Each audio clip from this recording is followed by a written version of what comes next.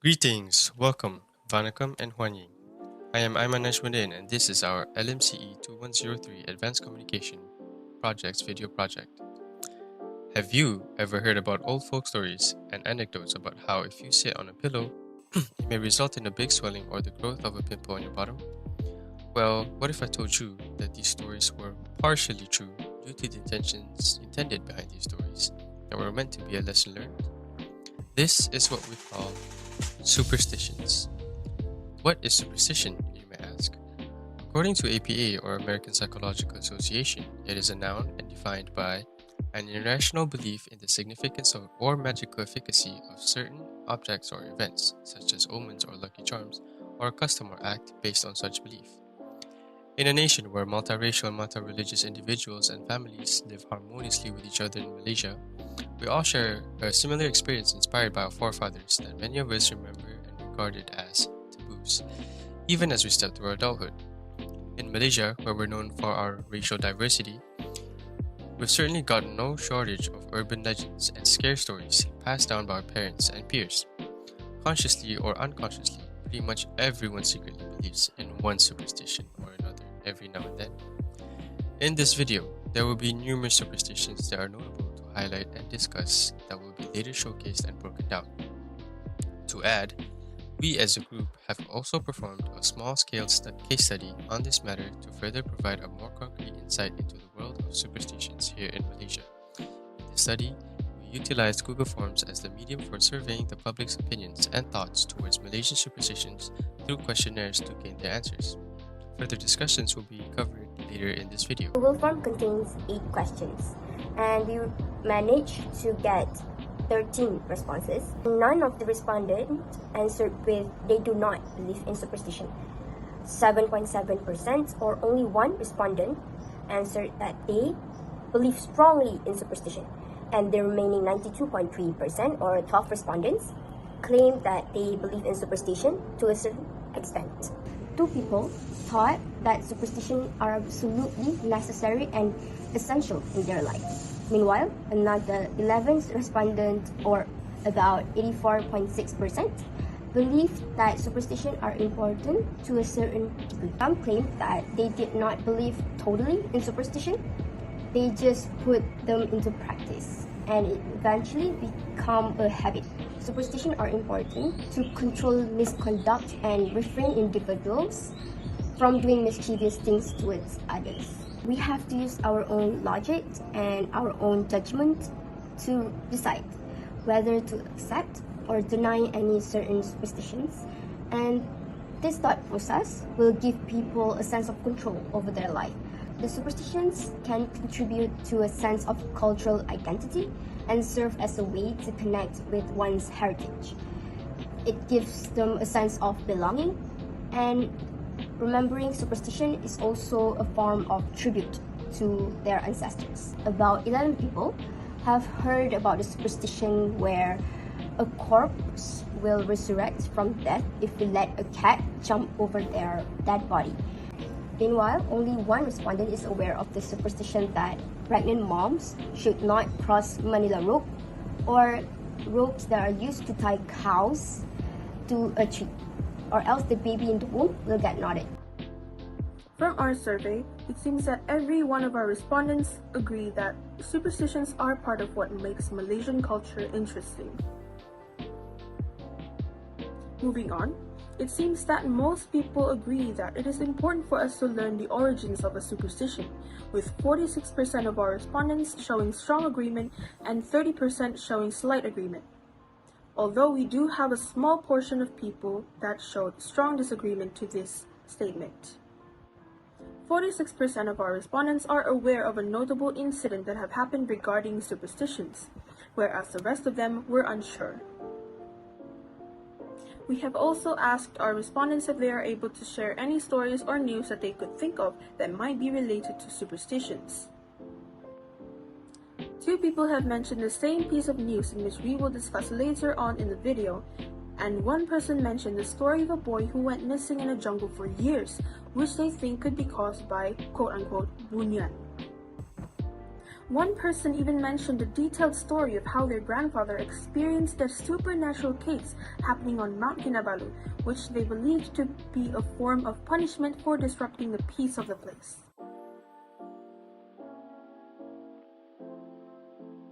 Now, on to the next topic, common superstitions in familial households. Malaysians have numerous old wives' tales, or what the local calls it, kata-kata orang tua, where are the beliefs and sayings that have been passed down from generation to generation are viewed as over-exaggerated tales. But there are reasons behind each single one. On this topic, I will be going over 5 different familial household superstitions. Number 1.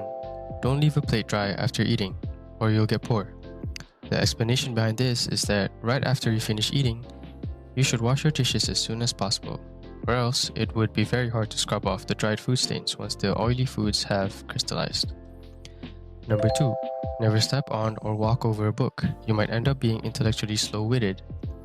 Explanation behind this is that books are one of the main sources of knowledge, where it should be treated with respect to show your humility and eagerness in educating yourself, and to love and view books as the primary source of knowledge. When you show disrespectfulness towards books, it can connote that you are uninterested in educating yourself, and it can show that you're not disciplined enough to be taught. Number 3. Washing your feet and hands when you come back home, or this would akin to you inviting spirits or ghosts into your home. The reason behind this is germs, bacteria, and sweat. You have been outside the house, whether to the mama or even just spending your time outside by yourself. You should just take a shower to rinse yourself free. Spirits or not, you'll just want to feel fresh before diving into bed and are free from carrying germs and bacteria around your sleeping area, which most of us spend half our days in. So, remember folks, always get yourself cleaned before heading to bed to practice a good hygiene routine. Number 4. Young women shouldn't sit on the house steps or they would never get married. Explanation: this harkens back to a time when a majority of Malaysians lived in wooden houses on stilts, or what we call as rumah atap, in the countryside. Young unmarried women were strictly told that if they were seen sitting on house steps, it would give an impression of laziness, as society back then believed that women should be in the kitchen cooking, cleaning, or performing other household chores instead of sitting idle. Well now, diminishing this sexist view, shouldn't you think that it should be applied to young men too? Number 5. Don't step over people when they're lying down, or they'll die. Or so we've heard. The explanation behind this is that this saying was likely applied when families and friends used to gather together and slept on the ground on mats, or what we call as toto, where space was limited in the house. Say during a big event such as Raya, Deepavali, or Chinese New Year's. It was meant to mainly teach children to respect others, especially elders, and to just step around them instead. Stepping over someone is strictly considered as a rude doing in Malaysia, as we tend to look up to our elders. Well, these are just 5 common household superstitions, but I'm sure there are many more that you all might have heard of, or in a different variant instead where they're tweaked to adjust to your side of the family. For this segment, I will be focusing on one of the most important superstitions we have from the land below the wind, Sabah. The topic I will be sharing today is about the infamous tale of Kinabalu, also known as Mount Kinabalu. Prior to the spread of religions, the pagans in Sabah held on to their animistic beliefs. They believed that all living beings have spirits residing in them, and thus respect towards nature and all living beings in general is extremely important to them. The superstition surrounding Mount Kinabalu is an intriguing one because it is widely believed to be the resting place for the ancestors of the Kadazan Dusun tribe. The name itself is a fusion between the words Aki, meaning ancestor, and Nabalu, meaning mountain. So together, Kinabalu means mountain of the ancestors. In these modern times, cultural beliefs are seen as superstitions. With every cultural superstition comes its rituals. But before I dive deeper, it should be known why certain rituals concerning Mount Kinabalu were carried out in the first place. In the olden days, the local natives would never climb the mountain, as they would not want to intrude on the sanctuary of the spirits. If an ascent was to be made, the correct rites must be performed in order to request the spirit's sanction and goodwill, and to ensure safety for good climbers of the mountain. This ritual is known as the Monolob ritual, which is an age-old ritual to appease the spirits. With more people climbing the mountain, it's now normally carried out each year by high priestesses called bobohizans. These high priestesses will slaughter 7 white chickens and offer them to the spirits along with eggs, fatal nuts, and tobacco. The priestesses will then chant some age-old incantations which would invoke a special relationship between the natives and the spirits of the mountain. Prior to climbing Mount Kinabalu, guides will always warn climbers that no smoking, no littering, no shouting, and no cursing are allowed in order to avoid offending the spirits. If any climbers were to go against these rules, they may disrupt the spirits and be met with unfortunate consequences. In our survey, 2 people have mentioned a tragedy that happened back in 2015 in which a group of tourists stripped naked and urinated on top of Mount Kinabalu. A few days after that, Sabah was hit with a rare strong earthquake with a magnitude of 6.0. The locals believed that their actions had severely angered the spirits of the sacred place, which resulted in the earthquake. It's clear to see that this superstitious belief is still strongly held by the locals. Cultural superstitions such as this one should always be respected because it is something very important to certain groups of people. It is important that we should always educate ourselves on the local superstitions before traveling somewhere, whether or not you believe in them, in order to respect the people and their cultural beliefs. Next, for my part, we'll be delving further into Malay superstitions. The first one is unwed lady should not sing in the kitchen, especially when handling food, or else you will end up marrying an old person. This superstition is created to avoid burning food out of carelessness. When you get into it, when you're singing, you're pouring your heart out, you will tend to be forgetful and lack awareness of the situation. When you're cooking, you need to be stirring your food violently, and this will get your food to be burned and you will waste the food.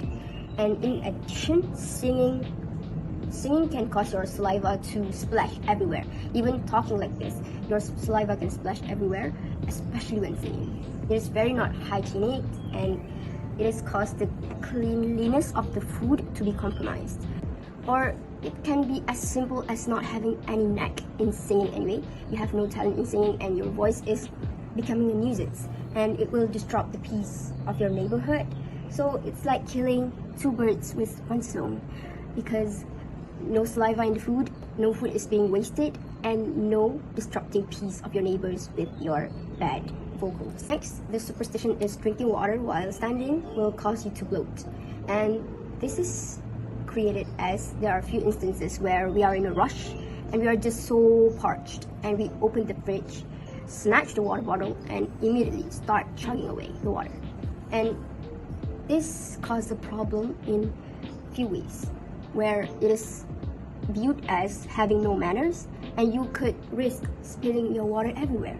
And it is very strongly recommended for you to pull a chair, sit down, and now you can enjoy your drinks or water, or else you will end up with a big stuffy tummy. This is also relevant as you could risk spilling your sugary drinks all over your white couch, or worse, colored drink all over your couch, or important documents or letters nearby.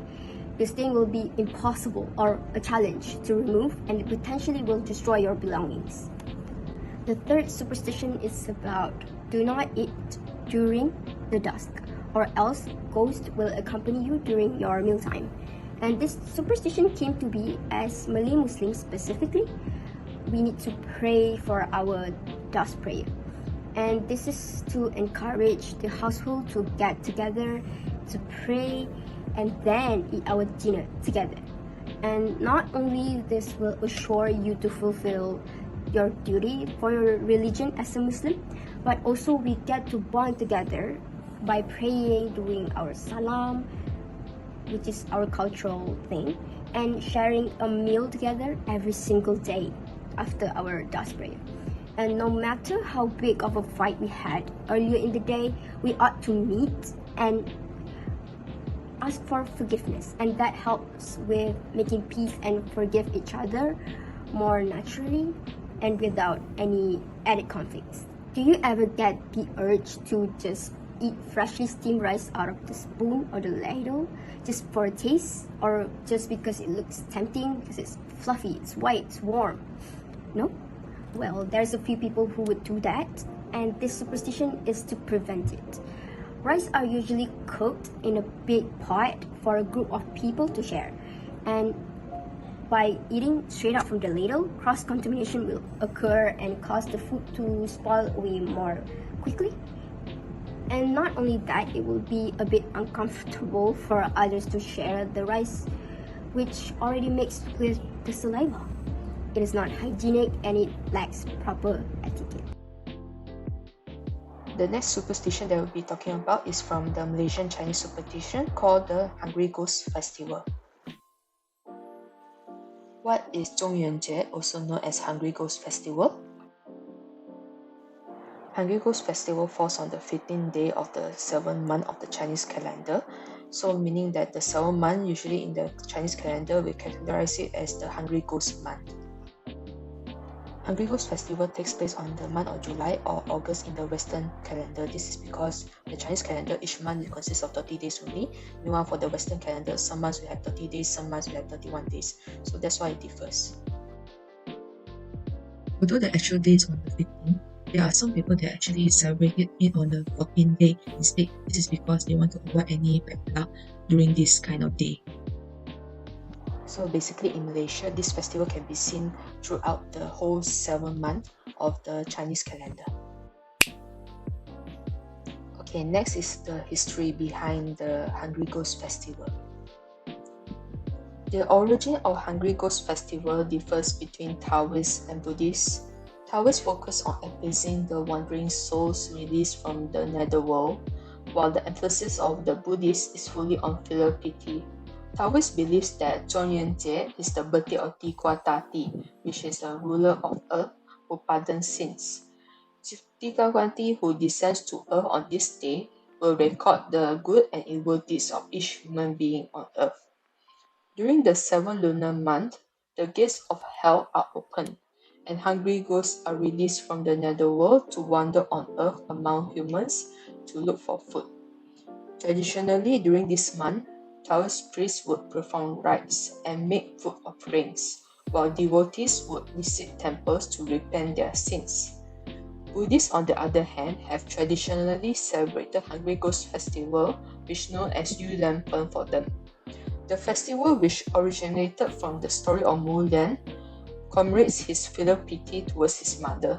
The legend is also believed to be the origin of the Chinese custom of making offerings and praying for one's ancestor during this annual festival.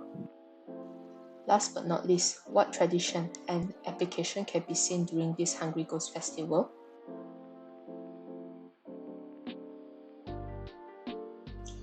Hungry Ghost Festival, we can see many Chinese people will be on the streets. Chinese will burn make-believe paper money as an offering for their ancestors.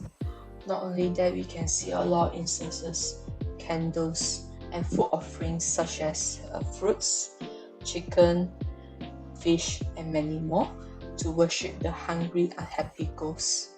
Not only that, during this 7th month, you can see a lot of street and market ceremonies. In these street and market ceremonies, people will gather at the streets and markets to celebrate the festival.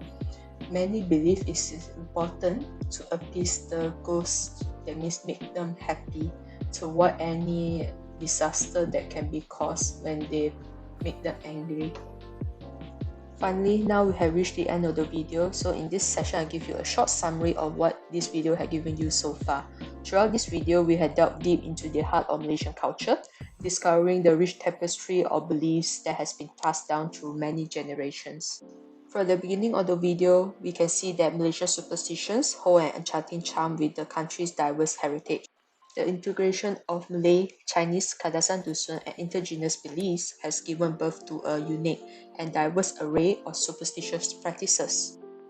These beliefs are a testament to the harmonious coexistence of different cultures, painting a vivid picture of Malaysia's multicultural identity. As we conclude, we hope that our viewers will embrace the valuable lessons that Malaysian superstition teaches. Let's remember to cherish and preserve our cultural heritage, for it is through these traditions that we find our collective identity and remain connected to our roots. That's all from us, Group 1. Thanks for watching our video and see you next time. Goodbye.